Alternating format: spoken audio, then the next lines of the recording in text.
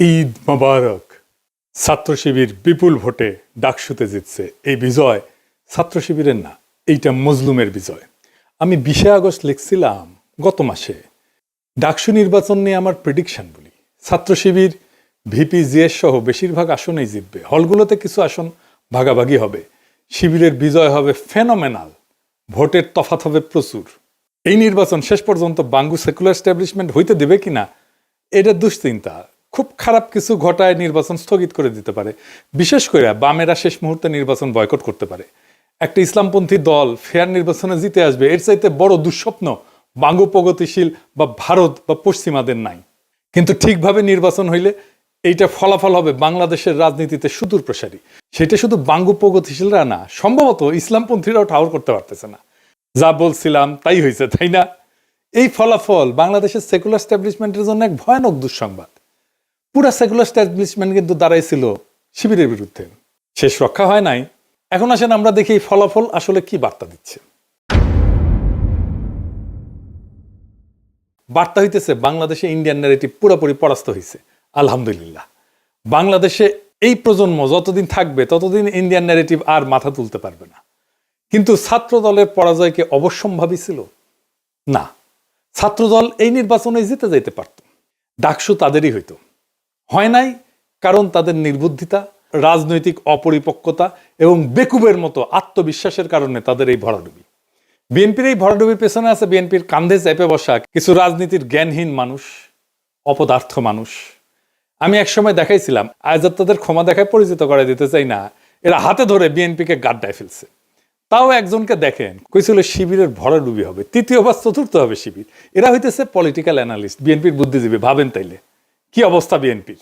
নাই বনে শিয়াল রাজা। এরাই বলছিল ছাত্রীদের হলে শিবির জিতবে না, জিতছে তো বটেই। রোকেয়া হলে সাদিক কায়েমের নাম ঘোষণা হইলে কেমন আনন্দে উল্লাস করে উঠছে ছাত্রীরা দেখেন।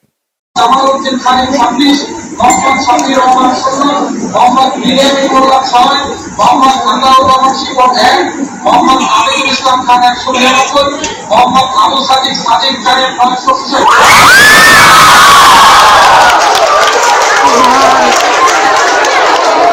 আপনারা জানেন যে 5ই আগস্টের পর যখন ছাত্রদলের ছাত্র শিবির সংঘাত শুরু হইল, আমি তখন নিজ দায়িত্ব নিয়ে এই দুই দলের ভেতরে সংঘাত বন্ধ করার উদ্যোগ নিচ্ছিলাম। সেই মিটিংয়ে শিবিরের প্রেসিডেন্ট সেক্রেটারি উপস্থিত থাকলেও ছাত্রদল প্রতিশ্রুতি দিয়ে হাজির হয় নাই। আমি কেন তাদের মধ্যে নেগোসিয়েশনের উদ্যোগ নিয়েছিলাম? কারণ আমি সেন্স করতে পারছিলাম বিএনপি মারাত্মক একটা ভুল করতেছে। তারা ধীরে ধীরে আওয়ামী ন্যারেটিভ গ্রহণ করতেছে। আওয়ামী লীগ যা বলতো তাই দিয়ে সে জামাতের বিরোধিতা করতেছে।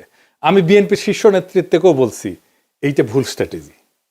আমি উনাদের উদাহরণ দিয়ে বলছিলাম, ধরেন গোলাম আজম একজন স্বাধীনতা সংগ্রামী, ভারতের অটল বিহারী বাজপেয়ীর মতো আর কি।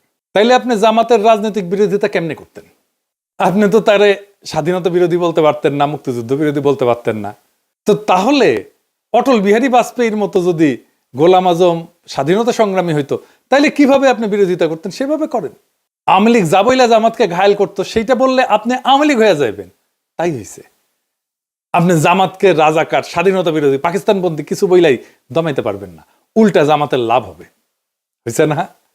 এর ফলে বিএনপি তার অ্যান্টি ইন্ডিয়া ভোট ব্যাংক হারাবে। তাই হারাইছে। সে আওয়ামী লীগের ভোট পাইছে। আপনি জগন্নাথ হলের ভোটের হিসাব দেখেন, জগন্নাথ হলের পুরা ভোট মোটামুটি বিএনপি পাইছে, তাই না? তো তার মানে সে আওয়ামী লীগের ভোটটা নিচ্ছে আর নিজের ভোট হারাই ফেলছে। আর জামাত কি করছে? যে anti India vote bank intact রেখে সেকুলার ভোট টানার কৌশল নিতে পারছে।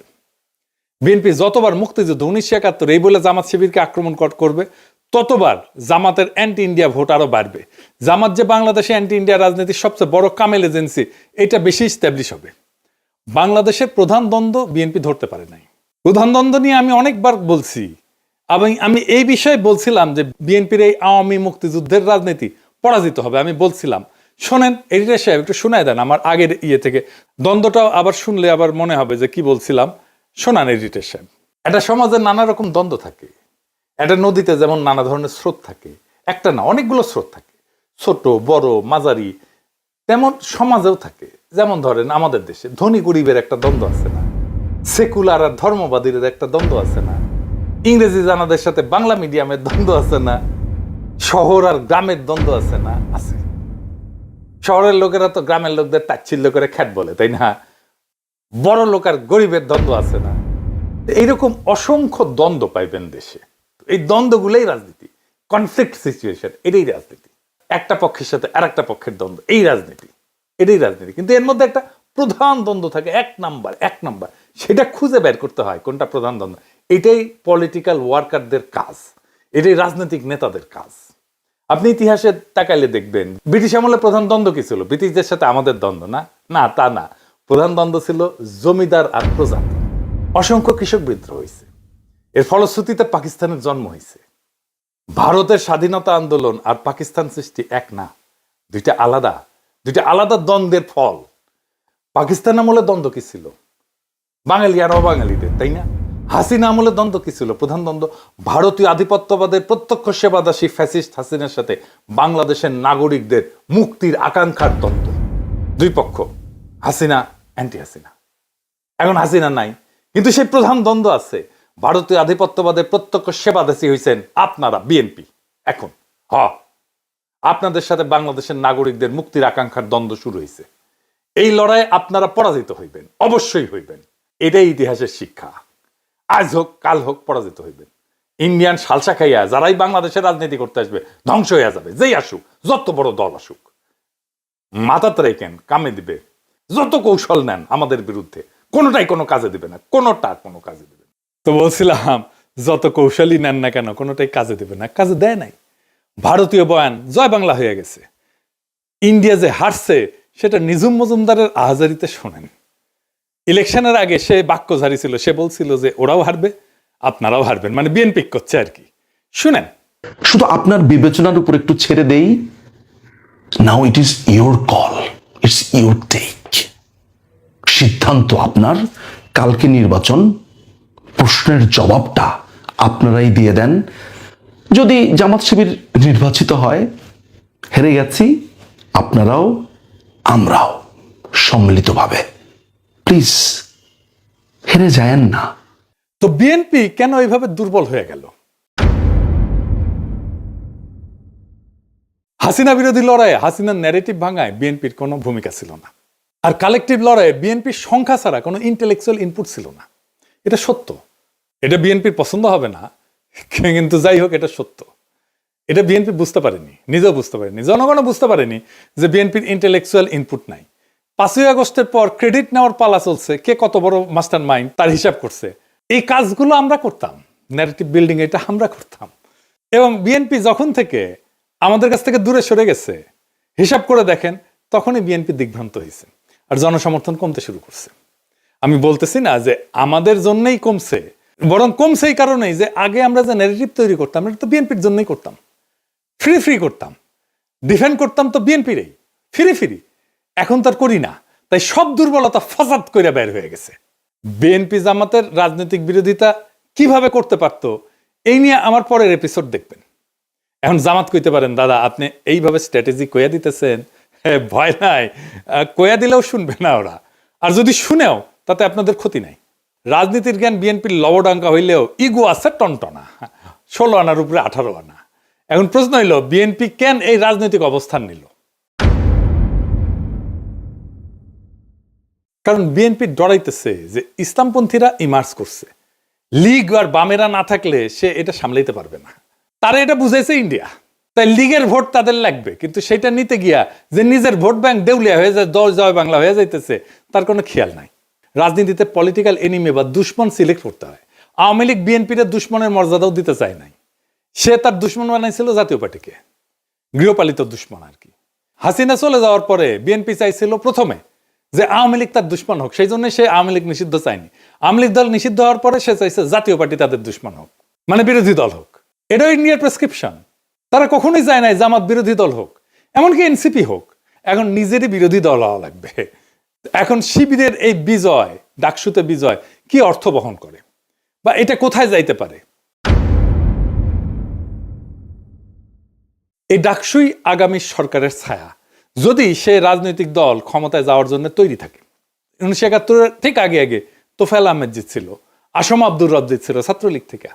তারপরেই আসছে 71 মুজিবের ক্ষমতা নেওয়া। 1990 আমানুল্লাহ আমার খোকনের জেতা, একই রকম। তাই এইবারে ডাকসুতে ছাত্র শিবিরের বিজয় এটাই বলতেছে আগামী জাতীয় নির্বাচনে বিএনপির বিজয় এখন অনিশ্চিত। এনসিপিও আর রাজনীতিতে জায়গা করে নিতে পারবে না। তবে ধরেন মুজাহিদুল ইসলাম সেলিমরাও জিতছিল ডাকসুতে, মাহমুদুর রহমান মান্নারাও জিতছিল, কিন্তু জাসদ বাসদ বা সিপিবি ক্ষমতায় গেছে, যায় নাই। কেন আর কখন এই ডাকসু আগামীর ক্ষমতার রাস্তা হয়ে ওঠে আর কখন হয় না, সেই হিসাবটা জানতে হবে। আপনি যদি এই বিজয়কে ক্ষমতা পর্যন্ত নিয়ে যেতে চান, প্রত্যেকটা পদক্ষেপ এখন হিসাব কইরা মাইপে ফেলতে হবে। আমি বিজয়ের আনন্দে আত্মহারা হইতে নিষেধ করছি, কারণ আগামী কাল থেকেই শত্রুরা বিপুল বিক্রমে ঝাঁপায় পড়বে আমাদের উপরে। প্রচুর টাকা পয়সা নিয়ে, বাজেট নিয়ে, পুরো সেকুলার স্ট্যাবলিশমেন্ট ঝাঁপায় পড়বে। প্রথম আলো, ডেইলি স্টার নিয়ে এই লড়াইটা জিততে হবে, আমরা এটা জিতবো। বাঙ্গুয়েলুট সেকুলার স্ট্যাবলিশমেন্ট জানে না আমরা কই দিয়া কেমনে চাপা মেট দিব, কিন্তু আমরা দিব, এবং আমরা ওদের সাথে আগায় আসছি। ওরা চলে ডালে ডালে, আমরা চলি পাতায় পাতায়। ফাইনালি বিএনপি নেতা কর্মীদের বলি, এবার বুঝছেন তো ভাই, সবার উপরে এইটা ন্যারেটিভ তৈরির ক্ষমতা, এটাই আসল পাওয়ার। আমার কমেন্ট বক্সে এসে গালি দিয়ে আমারে নিয়ে ট্রল কইরা রাজনীতিতে গোল্লা খাইবেন বারে বারে। পলিটিক্যাল পাওয়ারটা তৈরি হয় মানুষের অন্তরের খবর জানার মধ্যে দিয়ে, আর তার ভিত্তিতে রাজনৈতিক কৌশল তৈরিতে। সংখ্যা এখানে কোনো মোটেই গুরুত্বপূর্ণ বিষয় না। আমি 1 জন 2 জন 3 জন 4 জন না 10 জন, আর আপনারা 1 কোটি কিনা কিচ্ছু যায় আসে না, আপনি 10 জনের কাছে হাইরা যাবেন। জাতীয় নির্বাচনে একই ঘটনা ঘটবে, তৈরি থাকেন। আজকের ডাকসু নির্বাচনের ফলাফল কোনো সাধারণ ঘটনা না, এটা এক নতুন ইতিহাসের সূচনা, এক নতুন দিগন্তের ইশারা।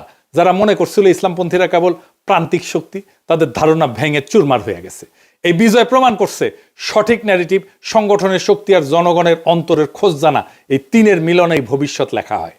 বাংলাদেশের মাটিতে ভারতীয় আধিপত্যের বয়ান ধসে পড়ছে, সেকুলার স্ট্যাবলিশমেন্ট হতভম্ব হয়ে গেছে, কিন্তু এই লড়াই কেবল আজকের বিজয় উদযাপনের মধ্যে সীমাবদ্ধ না। এখন থেকে শুরু হবে আসল সংগ্রাম, ন্যারেটিভ ধরে রাখা, তা আরো বিস্তৃত করা, আর জাতীয় রাজনীতির ময়দানে এই বিজয়কে রূপান্তর করা। ইতিহাস সাক্ষী, ডাকসু কখনো কেবল বিশ্ববিদ্যালয়ের দেয়ালে আটকায় থাকে না, এটা পুরো জাতির রাজনীতির পূর্বাভাস হয়ে ওঠে। তাই এই বিজয় কেবল একটা সংগঠনের না, এটা একটা প্রজন্মের, একটা জনগণের, একটা আন্দোলনের, একটা বিপ্লবের জয়। আমাদের দায়িত্ব এখন দ্বিগুণ। শত্রুপক্ষ আসবে সর্বশক্তি নিয়ে, মিডিয়া তার অর্থবল নিয়ে, কিন্তু আমাদের হাতে আছে সেই শক্তি যা তাদের নাই, মানুষের অন্তরের খোঁজ জানা আর ন্যারেটিভ তৈরি করার ক্ষমতা। এটাই আসল শক্তি, এটাই আসল পুঁজি। তাই বলি, আজকের ডাকসুর বিজয়কে আগামীর বাংলাদেশের পথ চলার ভিত্তি কইরা গড়ে তুলতে হবে। আত্মতুষ্টিতে না, দৃঢ় কৌশলে আগায় যান। শত্রুর আঘাতকে ভয় না, বরং প্রেরণা বানান, কারণ এই প্রজন্ম প্রমাণ করে দিচ্ছে বাংলাদেশের রাজনীতির আগামী দিনে আর কোনো ভারতীয় বয়ান না, জয় হবে কেবল বাংলাদেশি নাগরিকদের মুক্তির বয়ানের। এই পথেই মুক্তি, এই পথেই ভবিষ্যৎ।